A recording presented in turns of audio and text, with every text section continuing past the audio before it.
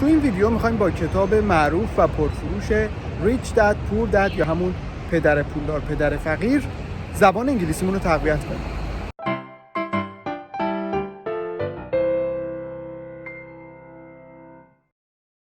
Hi guys, مصطفی ادیبان هستم. Welcome back to your channel English Enhancer. به کانال خودتون English Enhancer خوش اومدید. امیدوارم حالتون عالی باشه و پر از انرژی خوب باشه. امروز میخوایم اولین ویدیو از سری ویدیوهای Listen and Read یا همون گوش کنید و بخونید رو با هم دیگه شروع کنید. این کارم میخوایم با مقدمه کتاب پدر پولدار پدر فقیر انجام بدیم.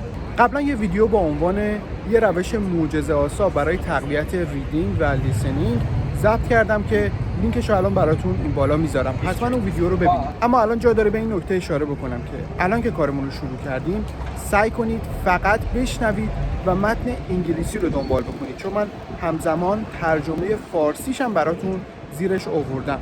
اما شما سعی کنید حداقل دفعه اولی که میشنوید اصلا به متن فارسیش کار نداشته باشید.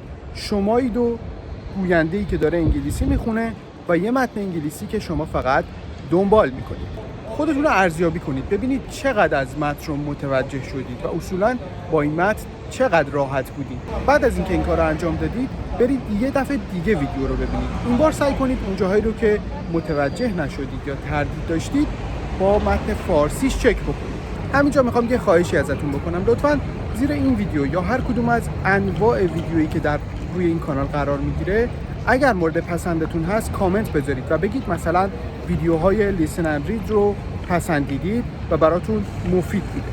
اینطوری بهم کمک میکنید که بهتر بفهمم کدوم یکی از انواع ویدیوها و در کدوم سطح براتون مفیدتره تا توی اون زمینه براتون بیشتر ویدیو بزنم. و البته اگه سابسکرایب کردن کانال اگه هنوز سابسکرایب نکردید و لایک کردن ویدیو رو هم لحاظ کنید واقعا بهم انرژی دادید. Let's get started. Rich Dad, Poor Dad. Introduction. Having two dads offered me the choice of contrasting points of view, one of a rich man and one of a poor man. I had two fathers, a rich one and a poor one. One was highly educated and intelligent. He had a PhD and completed 4 years of undergraduate work in less than 2 years.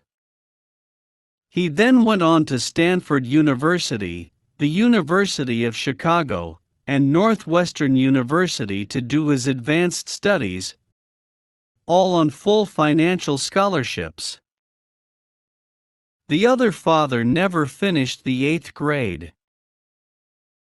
Both men were successful in their careers, working hard all their lives. Both earned substantial incomes. Yet one always struggled financially. The other would become one of the richest men in Hawaii. One died leaving tens of millions of dollars to his family, charities, and his church. The other left bills to be paid. Both men were strong, charismatic, and influential. Both men offered me advice, but they did not advise the same things. Both men believed strongly in education, but did not recommend the same course of study. If I had had only one dad, I would have had to accept or reject his advice. Having two dads offered me the choice of contrasting points of view, one of a rich man and one of a poor man. Instead of simply accepting or rejecting one or the other, I found myself thinking more, comparing, and then choosing for myself. The problem was that the rich man was not rich yet, and the poor man was not yet poor. Both were just starting out on their careers, and both were struggling with money and families. But they had very different points of view about money. For example, one dad would say, "The love of money is the root of all evil." The other said, "The lack of money is the root of all evil." As a young boy, having two strong fathers both influencing me was difficult. I wanted to be a good son and listen, but the two fathers did not say the same things. The contrast in their points of view, particularly about money, was so extreme that I grew curious and intrigued. I began to start thinking for long periods of time about what each was saying. Much of my private time was spent reflecting, asking myself questions such as, "Why does he say that?" and then asking the same question of the other dad's statement. It would have been much easier to simply say, "Yeah, he's right. I agree with that." Or to simply reject the point of view by saying, "The old man doesn't know what he's talking about." Instead, having two dads whom I loved forced me to think and ultimately choose a way of thinking for myself. As a process, choosing for myself turned out to be much more valuable in the long run than simply accepting or rejecting a single point of view. One of the reasons the rich get richer, the poor get poorer, and the middle class struggles in debt is that the subject of money is taught at home, not in school. Most of us learn about money from our parents. So what can poor parents tell their child about money? They simply say, "Stay in school and study hard." The child may graduate with excellent grades, but with a poor person's financial programming and mindset. Sadly, money is not taught in schools. Schools focus on scholastic and professional skills, but not on financial skills. This explains how smart bankers, doctors, and accountants who earned excellent grades may struggle financially all of their lives. Our staggering national debt is due in large part to highly educated politicians and government officials making financial decisions, with little or no training in the subject of money.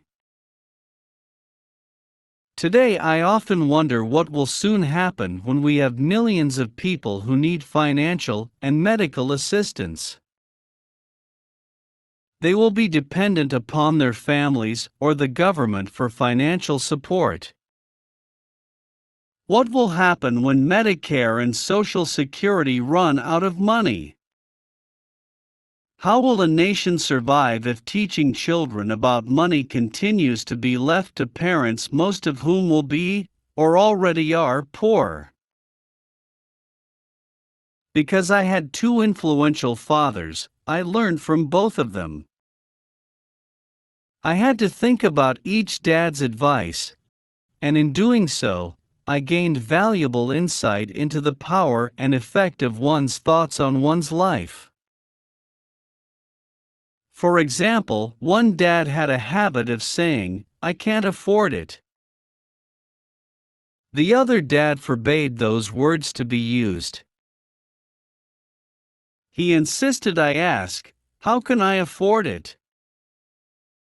One is a statement, and the other is a question. One lets you off the hook, and the other forces you to think. My soon-to-be-rich dad would explain that by automatically saying the words "I can't afford it," your brain stops working. By asking the question "How can I afford it?" your brain is put to work. He did not mean that you should buy everything you want. He was fanatical about exercising your mind, the most powerful computer in the world. He'd say, "My brain gets stronger every day because I exercise it. The stronger it gets, the more money I can make." He believed that, Automatically saying I can't afford it was a sign of mental laziness.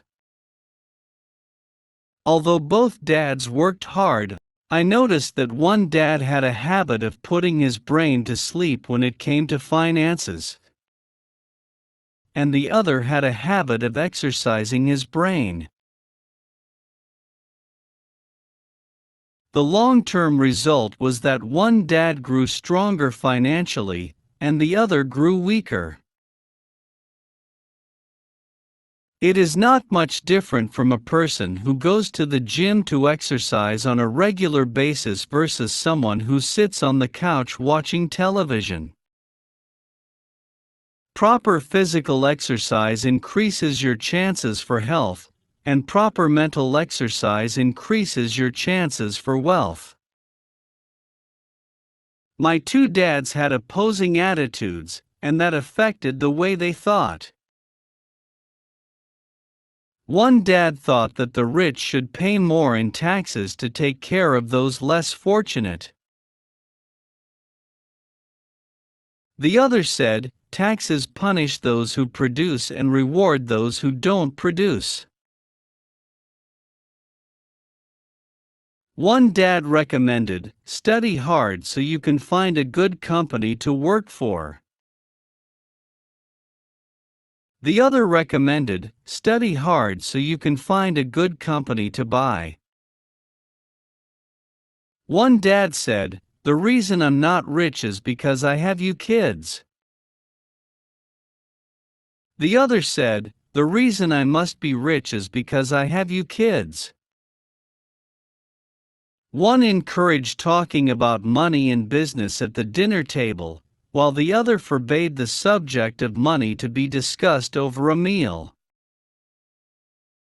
One said, when it comes to money, play it safe. Don't take risks. The other said, learn to manage risk. One believed, our home is our largest investment and our greatest asset. The other believed, my house is a liability, and if your house is your largest investment, you're in trouble. Both dads paid their bills on time, yet one paid his bills first while the other paid his bills last. One dad believed in a company or the government taking care of you and your needs. He was always concerned about pay raises, retirement plans, medical benefits, sick leave, vacation days, and other perks. He was impressed with two of his uncles who joined the military and earned a retirement and entitlement package for life after 20 years of active service. He loved the idea of medical benefits and PX privileges the military provided its retirees. He also loved the tenure system available through the university. The idea of job protection for life and job benefits seemed more important, at times, than the job. He would often say, I've worked hard for the government, and I'm entitled to these benefits. The other believed in total financial self-reliance. He spoke out against the entitlement mentality and how it created weak and financially needy people. He was emphatic about being financially competent. One dad struggled to save a few dollars. The other created investments. One dad taught me how to write an impressive resume so I could find a good job. The other taught me how to write strong business and financial plans so I could create jobs.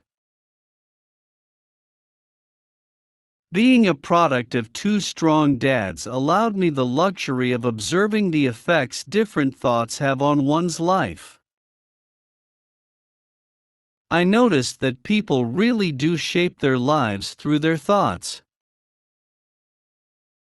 For example, my poor dad always said, "I'll never be rich." And that prophecy became reality. My rich dad, on the other hand, always referred to himself as rich. He would say things like, "I'm a rich man, and rich people don't do this." Even when he was flat broke after a major financial setback, he continued to refer to himself as a rich man. He would cover himself by saying, "There is a difference between being poor and being broke. Broke is temporary. Poor is eternal." My poor dad would say, "I'm not interested in money, or money doesn't matter." My rich dad always said, "Money is power." The power of our thoughts may never be measured or appreciated. But it became obvious to me as a young boy that it was important to be aware of my thoughts and how I expressed myself. I noticed that my poor dad was poor, not because of the amount of money he earned, which was significant, but because of his thoughts and actions. As a young boy having two fathers, I became acutely aware of being careful about which thoughts I chose to adopt as my own. Should I listen to my rich dad or to my poor dad? Although both men had tremendous respect for education and learning, they disagreed about what they thought was important to learn. One wanted me to study hard, earn a degree, and get a good job to earn money. He wanted me to study to become a professional, an attorney, or an accountant, and to go to business school for my MBA. The other encouraged me to study to be rich, to understand how money works, and to learn how to have it work for me. "I don't work for money" were words he would repeat over and over. Money works for me. At the age of 9, I decided to listen to and learn from my rich dad about money. In doing so, I chose not to listen to my poor dad, even though he was the one with all the college degrees. There is a difference between being poor and being broke. Broke is temporary. Poor is eternal. خب اینم از ویدیوی امروز. امیدوارم مفید بوده باشه. اگر اینطور بوده لایک، سابسکرایب و اون زنگوله بغلش فراموش نشه. پس تا ویدیوی بعد، به خصوص ویدیوهای مربوط به listen and read. See you soon. Bye bye.